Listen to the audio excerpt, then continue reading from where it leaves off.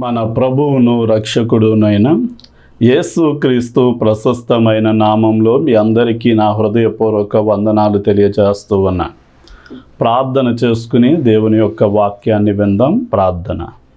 తండ్రి, నీకే వందనాలు స్తుతులు చెల్లిస్తున్నాం నైనా.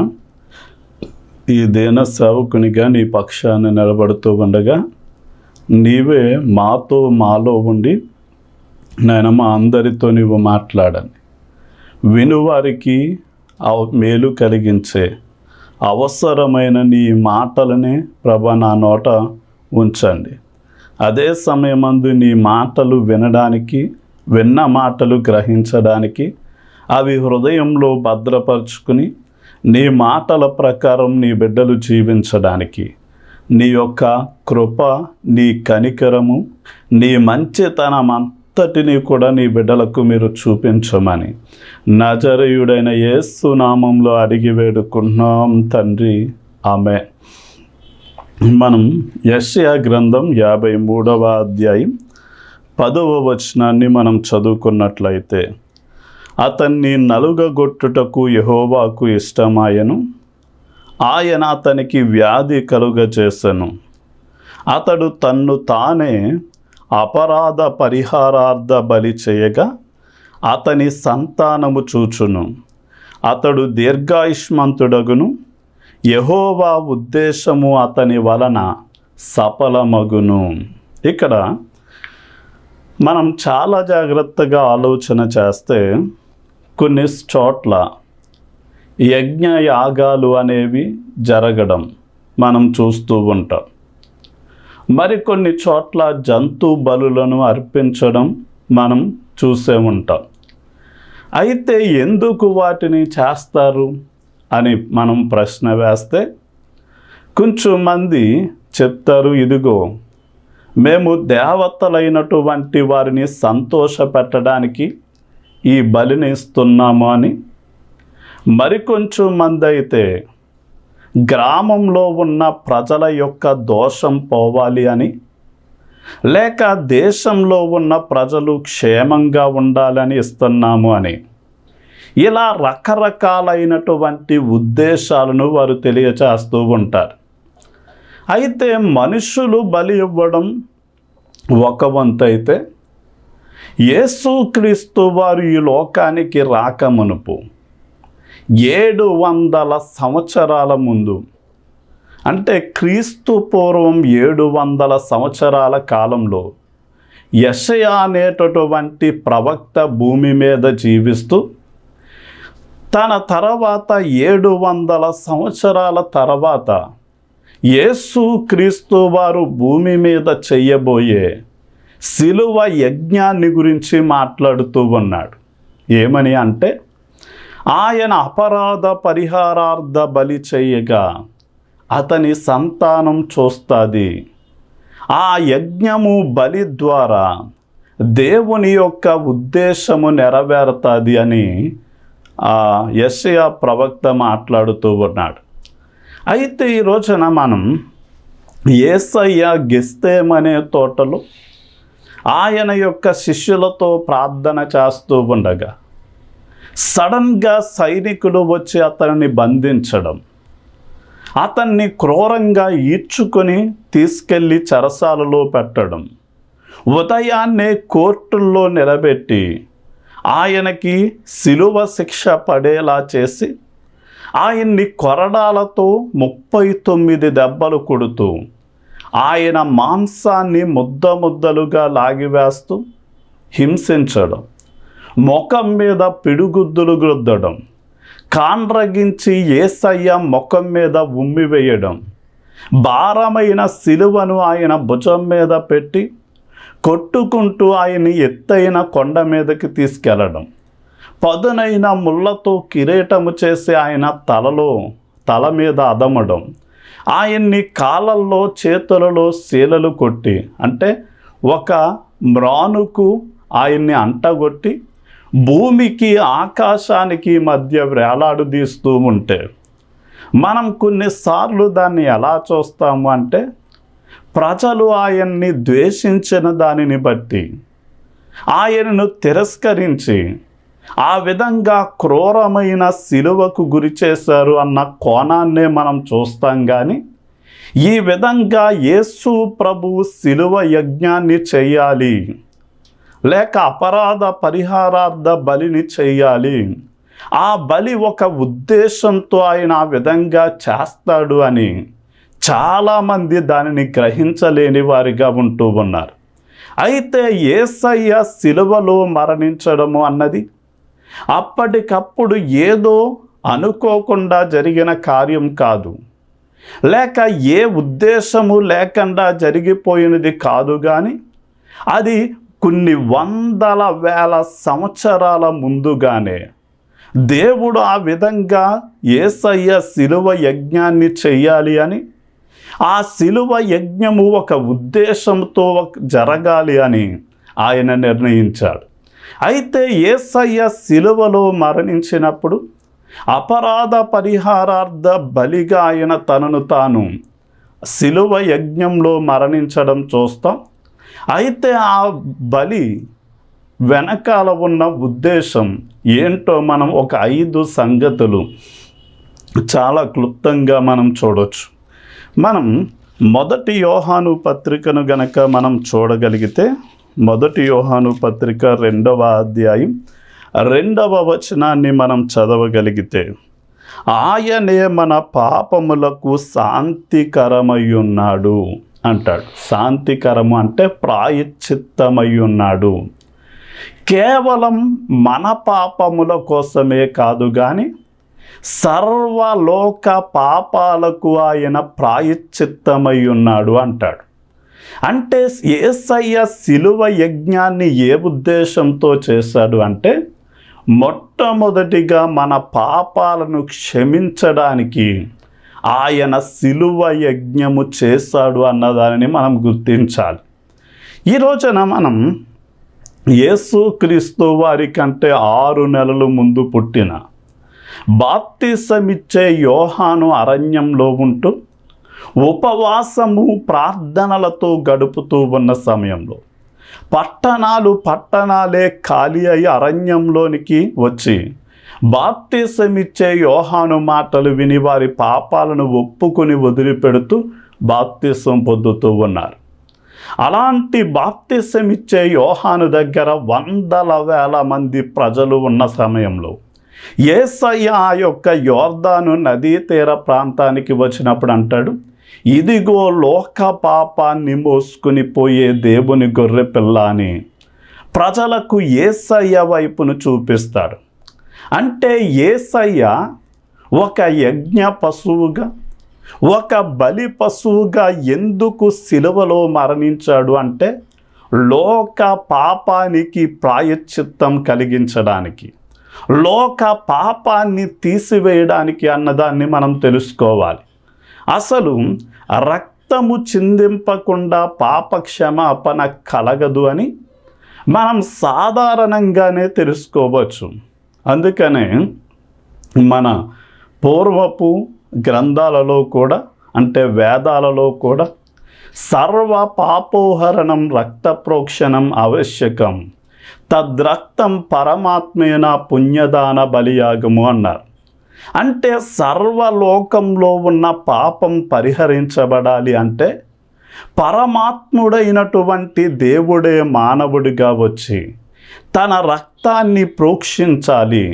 అలా ప్రోక్షించబడిన వాని రక్తము ద్వారా మాత్రమే పాప క్షమాపణ కలుగుతుంది అన్నాడు. అలా ప్రజల పాపం కోసం బలి అయినటువంటి వారు కేవలం యేసు ప్రభువుల వారు మాత్రమే అని మనం తెలుసుకోవాలి. ఈ రోజున మనం కొన్ని చోట్ల సువార్తకు వెళ్ళినప్పుడు ఒక వ్యక్తి ఒక స్త్రీని ప్రశ్నిస్తూ ఉన్నాడు. ఏమని అంటే, యేసు ప్రభువు వారిని నమ్మితేనే పాప క్షమాపణ అంటున్నారు కదా, లేక యేసు ప్రభుని నమ్మితేనే నిత్య జీవమైన పరలోకం అంటున్నారు కదా, అంటే కేవలం యేసయ్య 2000 సంవత్సరాల కిందటే వచ్చాడు, మరి యేసయ్య కంటే ముందుగా జీవించిన వారికి పాప క్షమాపణ లేదా, వారు ఎవరు పరలోకం చేరరా అని ప్రశ్నించాడు. ఈ ప్రశ్నకి మనం తెలుసుకోవలసిన సత్యం ఏంటి అంటే, దేవుడు మొట్టమొదటిగా భూమి మీద ఆదాము అవ్వలు అనే వారిని సృష్టించినప్పుడు వారికి మొట్టమొదటిగా కయీను హేబేలు అనే ఇద్దరు కుమారులు వారికి జన్మించినప్పుడు వారు దేవునికి బలి అర్పించడానికి వెళ్ళారు. ఇది ఆదికాండం 4వ అధ్యాయంలో కనపడదు. ఇప్పుడు కయీను పొలం పంటలో కొంత పట్టుకెళ్ళి దేవుడికి ఏదో తక్కువయింది అని, నేనేదో ఆయనకున్న ఆకలిని కొదువను తీరుస్తున్నాను అని కొంత పంట పట్టుకెళ్ళిస్తే దేవుడు దాన్ని స్వీకరించలేదు. ఎందుకు అంటే భూమి ఆకాశం అందులో ఉన్న సమస్తము కూడా దేవునిదే. ఆయన్ని ఏమిచ్చి కూడా మనం సంతృప్తి పరచలేం. ఇప్పుడు రెండవదిగా హేబేలు వెళ్ళి ఒక గొర్రెను వధించి తన పాపాలను క్షమించమని, దేవా నా పాపములను క్షమించి నీతో నాకు సహవాసం ఇమ్మని అడిగినప్పుడు దేవుడు హేబేలును క్షమించి అతనితో ఏం చేశాడంటే అతని బలిని అంగీకరించాడు. ఇప్పుడు హేబేలుకు ఎలా తెలుసు నేను బలిస్తేనే, రక్తాన్ని ప్రోక్షిస్తేనే పాప క్షమాపణ కలుగుద్ది అని అంటే, ఆదాము అవ్వలు పాపము చేసినప్పుడు, ఇది ఆదికాండం 3వ అధ్యాయం చివరి వచనాల్లో ఉంటుంది, ఆయన ఒక జంతువుని వధించి దాని రక్తాన్ని ప్రోక్షించడం ద్వారా వారి పాపాలను క్షమించి వారికి వస్త్రాలను ఇవ్వడం ద్వారా వారితో సమాధానపడ్డాడు. అంటే అప్పటి నుండి వారికి దేవుడు చెప్పిన సత్యం ఏంటో తెలుసా? ఇదిగో ఒక వ్యక్తి పాపము చేస్తే ఆ వ్యక్తి ఖచ్చితంగా మరణించాలి. అయితే ఇప్పుడు నేను ఎలా అయితే గొర్రె పిల్లను వధించానో అలాగే నేను కొన్ని సంవత్సరాల తర్వాత ఈ లోకానికి వచ్చి నేను మీ స్థానంలో మరణించి మీ పాపాలను క్షమిస్తాను. ఆ శిలువ యజ్ఞాన్ని, నేను చేయబోయే యజ్ఞాన్ని మీరు విశ్వసించడం ద్వారా మీకు పాప క్షమాపణ కలుగుద్ది అని వారికి బోధించాడు. అందుకని ఆనాటి తరం యేసయ్య కంటే ముందుగా ఉన్నవారు గొర్రె పిల్లను దేవుని ఆలయానికి పట్టుకెళ్ళి దాని మీద చేతులుంచి వారి పాపాలను ఒప్పుకొని దాన్ని వధించినప్పుడు అది విలవిలా తన్నుకుని మరణిస్తే, ప్రభువా నేను చేసిన పాపాన్ని బట్టి నేను మరణించాలి, కానీ నా పాపం పరిహరించడానికి నీవు త్వరలో మరణించబోతున్నావు, నీ శిలువ యజ్ఞము ద్వారానే మాకు పాప క్షమాపణ అని అప్పుడు, అంటే యేసుక్రీస్తు వారి కంటే ముందున్న తరం యేసయ్య చెయ్యబోయే యజ్ఞాన్ని విశ్వసించి పాప క్షమాపణ పొందారు. కానీ యేసయ్య వచ్చినప్పటి నుండి ఇప్పటి వరకు ఉన్న తరం ఆల్రెడీ యేసయ్య చేసిన శిలువ యజ్ఞాన్ని నమ్మడం ద్వారా పాప క్షమాపణ కలుగుతుంది. కనుక యేసయ్య మన పాపాలను క్షమించడానికి ఆయన కల్వరి శిలువలో మరణించాడు. రెండవదిగా మనం ఆలోచన చేస్తే, మనల్ని నీతిమంతులుగా చేయడానికి యేసు ప్రభు ఏం చేశాడు అంటే ఆయన శిలువలో ఒక యజ్ఞ పశువుగా మరణించాడు. మనం ఉదాహరణకి రోమాపత్రిక 3వ అధ్యాయం మనం చూడగలిగితే, రోమాపత్రిక 3వ అధ్యాయం 23వ వచనం, ఏ భేదము లేదు, అందరూ పాపము చేసి దేవుడు అనుగ్రహించు మహిమను పొందలేకపోవచ్చున్నారు అంటున్నాడు. అంటే మనుషులందరూ పాపము చేసి అసలు దేవుని ఎదుట నిలబడే అర్హతనే కోల్పోయారు. మరి అలాంటి సమయంలో పరిశుద్ధుడైనటువంటి దేవునితో పాపాత్ముడైనటువంటి మనిషికి సహవాసం కావాలి అంటే దేవుడు ఎలా నీతిమంతుడై ఉన్నాడో మనిషి కూడా నీతిమంతుడై ఉండాలి. దేవుడు ఎలా పరిశుద్ధుడై ఉన్నాడో మనిషి కూడా పరిశుద్ధుడై ఉండాలి. దేవుడు ఎలా అయితే యథార్థవంతుడై ఉన్నాడో మనిషి కూడా అలా యథార్థవంతుడిగా ఉండాలి. మరి ఎలా ఆ నీతిమంతుడిగా మారగలడు? ఎలా దేవుని బిడ్డగా ఆయన ఎదుట నిలబడగలడు అంటే, అందుకనే దేవుడు అందరూ పాపము చేసి దేవుడు అనుగ్రహించు మహిమను పొందలేకపోతున్నారు అని 23వ వచనంలో చెప్పి 24వ వచనంలో అంటాడు, కాబట్టి నమ్మువారు ఆయన కృపచేతనే క్రీస్తు యేసునందలి విమోచనము ద్వారా ఉచితముగా నీతిమంతులుగా తీర్చబడుచున్నారు అంటాడు.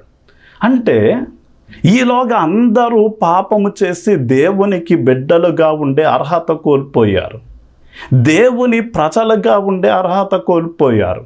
ఆయన ఎదుట ధైర్యముగా నిలబడే అర్హత కోల్పోయినప్పుడు యేసయ్య శిలువ యజ్ఞంలో మరణించి 3వ దినాన తిరిగి లేచి, ఎవరైతే నేను పాపిని, నా కోసమే ప్రభువా నీవు మరణించి తిరిగి లేచావని వారి పాపాలను ఒప్పుకొని వదిలిపెట్టినప్పుడు వారిని ఉచితంగా ఆయన ఏం చేస్తున్నాడు అంటే నీతిమంతులుగా మారుస్తున్నాడు. అంటే వారి పాపాలను క్షమించి వారిని కడుగుతున్నాడు, వారిని పరిశుద్ధపరుస్తూ ఉన్నాడు, వారిని నీతిమంతులుగా తీరుస్తూ ఉన్నాడు.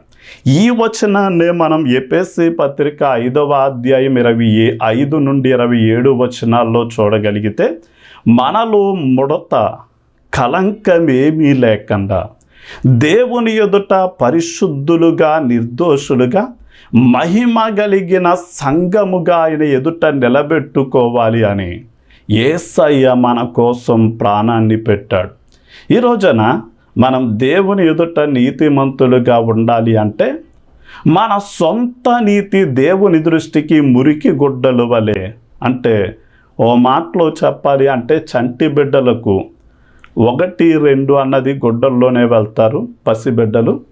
అలాంటి మురికి గుడ్డలుగా దేవుని ఎదుట ఉన్నాయి కనుక మన నీతి దేవుని ఎదుట నిలబడడానికి చాలదు గనక మనం ఏం చెయ్యాలి అంటే దేవుడు అనుగ్రహించే నీతిని పొందుకోవాలి. అందుకనే మనం ఏం చేయగలుగుతామంటే యేసయ్య రక్తంలో ఎవరైతే కడగబడ్డారు, ఎవరైతే పరిశుద్ధులుగా మారారు, ఎవరైతే నిర్దోషులుగా మారారు, అలాంటి వారు దేవుని ఎదుటికి ఎలా వెళ్ళగలరు అంటే ఇక వారి పాపాలు జ్ఞాపకానికి రాక, అంటే క్షమించబడ్డాము అనే నిశ్చయతతో దేవుని ఎదుటికి మనం ధైర్యంగా వెళ్ళగలము అని హెబ్రీ పత్రిక 9వ అధ్యాయం 14వ వచనం సెలవిస్తుంది. ఇక యేసుక్రీస్తు వారు ఎందుకు బలి పశువుగా కల్వరి శిలువలో మరణించాడు అంటే మనల్ని దేవునితో సమాధానపరచడానికి అని తెలుసుకోవాలి. మనం రోమా పత్రిక 5వ అధ్యాయం 10వ వచనంలో చూడగలిగితే, ఏలయనగా శత్రువులమయ్యుండగా అంటాడు. మనము శత్రువులమయ్యుండగా ఇంకా కిందకి చదివితే, ఆయన కుమారుని మరణము ద్వారా మనము దేవునితో సమాధానపరచబడిన ఎడల సమాధానపరచబడిన వారమై ఉందుము అంటాడు. అంటే ఈ రోజున మనం ఒకప్పుడు దేవునికి శత్రువులుగా ఉన్నాము అని తెలుసుకోవాలి. అందుకనే మనం ఎవరైనా ఒక మంచి వ్యక్తి గురించి మరొకడు చనిపోవడానికి తెగిస్తాడేమో కానీ మనలాంటి వ్యక్తి కోసం ఒక వ్యక్తి మరణించడం అన్నది అసాధ్యం. ఎందుకు అంటే యేసయ్య మనం మంచి వారమని కల్వరి శిలువలో మరణించలేదు కానీ మనము బలహీనులమని తెలిసి, మనము భక్తిహీనులమని తెలిసి, మనము పాపంలో ఉన్నాము అని తెలిసి, ఆయనకి శత్రువులుగా వ్యవహరిస్తున్నాము అని తెలిసి కూడా ఆయన మన కోసం కల్వరి శిలువలో మరణించాడు. ఉదాహరణకి ఎవరు దేవుని శత్రువులు అంటే బైబిల్ గ్రంథం కొన్ని విషయాలు చెప్తూ ఉంది. ఉదాహరణకి రోమా పత్రిక 8వ అధ్యాయం 27వ వచనంలో, శరీరానుసారమైన మనస్సు దేవునికి విరోధమైనది, అంటే దేవునితో శత్రుత్వం కలిగి ఉన్నది అంటాడు. అంటే శరీరానుసారమైన మనసులు ఎవరు అంటే తిని త్రాగడం కోసమే బ్రతుకుతూ ఉన్నవారు, వారి శరీరంలో పుట్టే ఇచ్చలనే నెరవేర్చుకోవడానికి బ్రతికేవారు, ఎల్లప్పుడూ సుఖాన్నే ప్రేమించి బ్రతుకుతూ నా ప్రాణమా తిను తాగు సుఖించు అని ఎవరైతే శరీర సంబంధమైన మనస్సు కలిగి ఉన్నారో వారు దేవునికి విరోధంగా బ్రతుకుతున్నారు. యాకోబు పత్రిక 4వ అధ్యాయం 4వ వచనంలో లోక స్నేహము దేవునితో వైరము అంటాడు. అంటే దేవునిని పూర్ణ హృదయంతో, పూర్ణ ఆత్మతో, పూర్ణ మనస్సుతో ప్రేమించవలసిన మనం దేవుని కంటే దేనిని అధికంగా ప్రేమించిన, అది టీవీ అయినా, అది ఒకవేళ సెల్ ఫోన్ అయినా, అది ఒకవేళ వస్తువైనా, వాహనమైనా, ఒకవేళ వ్యాపారము, ఉద్యోగమైనా, లేక ఈ లోకంలో ఉన్న సంబంధ బాంధవ్యాలైనా, దేవుని కంటే దేనిని ఈ లోకంలో ఉన్నదాన్ని అధికంగా ప్రేమించిన అదేమవుద్ది అంటే దేవునితో వైరం. అంటే దేవుణ్ణి ప్రేమించవలసిన మనం మరొక దాన్ని ప్రేమిస్తున్నాం గనక దేవునికి శత్రువుగా వ్యవహరిస్తామని మనం తెలుసుకోవాలి. కొలస్సీ పత్రిక 1:21 వచనం ప్రకారం ప్రతి విధమైన దుష్క్రియలు, చెడ్డ పనులు చేయడం దేవునిలో మనం దేవునికి విరోధంగా బ్రతకడం అని తెలుసుకోవాలి. అయితే ఇప్పుడు ఈ విధంగా శరీరంలో పుట్టే ఇచ్చలు నెరవేర్చుకుంటూ ఈ లోకంలో ఉన్నదే శాశ్వతమైన దేవుని కంటే దాన్ని అధికంగా ప్రేమిస్తూ దుష్క్రియలు అంటే చెడ్డ క్రియలను చేస్తూ మనం దేవునికి విరోధంగా ఉన్నాం. కానీ ఇప్పుడు దేవునికి శత్రువులమైపోయిన మనల్ని ఆయనకి మిత్రులుగా చేయడానికి, ఆయన మనకు దేవుడుగా, మనం ఆయన ప్రజలముగా, లేక ఆయన మనకు రాజుగా, మనం ఆయన రాజ్య వారసులుగా, ఆయన మనకు తండ్రిగా, మనం ఆయనకి పిల్లలుగా ఉండడానికి, ఆయన మనకు మంచి స్నేహితుడిగా, మనం మంచి స్నేహితులుగా ఆయన కోసం ఉండడానికి యేసు ప్రభువుల వారు మనల్ని తండ్రితో సమాధానపరచడానికి కల్వరి శిలువలో తన ప్రాణాన్ని పెట్టారు. ఈ రోజున ఇక 4వ ఉద్దేశాన్ని మనం చూడగలిగితే యెషయా గ్రంథం 53వ అధ్యాయం 5వ వచనం ఏం చెప్తుంది అంటే ఆయన పొందిన గాయముల ద్వారా మీరు స్వస్థత పొందుతున్నారు అన్నాడు. ఈ రోజున చాలామంది దైవికమైన స్వస్థతను మేము విశ్వసించాం. ఆల్రెడీ దేవుడు మనకు కావలసిన మెడిసిన్ మందుల షాపులో దొరుకుతుంది, మనకు కావలసిన శస్త్రచికిత్స వైద్యుల ద్వారా మనకి అందుతుంది గనక మనం స్వస్థత కోసం దేవుణ్ణి నమ్మవలసింది అవసరం లేదని కొంచెం మంది విశ్వసిస్తారు. అంటే యేసయ్య మన పాపములను క్షమించడానికి ఎలా అయితే మన కోసం మరణించాడో అదే సమయమందు మన శరీరానికి, మన ఆత్మకి, మన మనస్సుకు స్వస్థతనివ్వడానికి కూడా ఆయన కల్వరి శిలువలో మరణించాడు అని మనం తెలుసుకోవాలి. అందుకనే నూతన నిబంధనలో ఆయనే మన రోగములను భరించెను, వహించెను అని ఉంటారు. యేసయ్య దగ్గరకు వచ్చిన వారందరినీ కూడా ఆయన స్వస్థపరిచినట్లుగా మనం చూడవచ్చు. అంటే దేవుడు మనల్ని స్వస్థపరచకపోతే మనం ఈ లోకంలో ఎన్ని వైద్య ప్రయత్నాలు చేసినా వాటి ద్వారా స్వస్థత పొందుకోవడం అన్నది అసాధ్యం. కానీ ఆయనే గనక కనికరపడి స్వస్థపరచబడడానికి ఆయన అనుమతినిస్తే గనక మనం చిన్న ట్యాబ్లెట్ కొనుక్కుని వేసుకున్న పూర్ణ స్వస్థత మనం కలిగి జీవించగలం. అందుకని ఈ రోజున యేసయ్యను విశ్వసించిన అనేక మంది రోగులు వారు శారీరక, మానసిక, ఆత్మీయ అన్ని కోణాలలో కూడా స్వస్థత పొందుకుంటూ ఉన్నారు. కనుక మీరు కూడా విశ్వసించండి. మీకున్న అనారోగ్య పరిస్థితుల్లో వైద్యులను సంప్రదిస్తూ వారి దగ్గర వైద్యం తీసుకుంటూనే అదే సమయమందు దేవుడి మీద ఆధారపడి, ప్రభువా నీవు స్వస్థపరిస్తేనే మేము స్వస్థత పొందుకుంటాం, నీవు బాగు చేస్తేనే మేము బాగుపడతాం, నీవు మా మనస్సును నీ వైపు త్రిప్పితేనే మేము త్రిప్పబడతాము అని దేవుని శక్తి సామర్థ్యాలను విశ్వసించి ప్రార్థనాపూర్వకంగా మెడిసిన్ తీసుకోనండి. ప్రార్థనాపూర్వకంగా దేవుని మీద ఆధారపడి శస్త్రచికిత్సను తీసుకోనండి. అదే సమయమందు దేవుని మీద మీరు ఆధారపడడం ద్వారా కొన్నిసార్లు వైద్యంతో కాకుండా దేవుని సహాయం ద్వారానే మనం పూర్తి స్వస్థత, విడుదల పొందుకోగలం.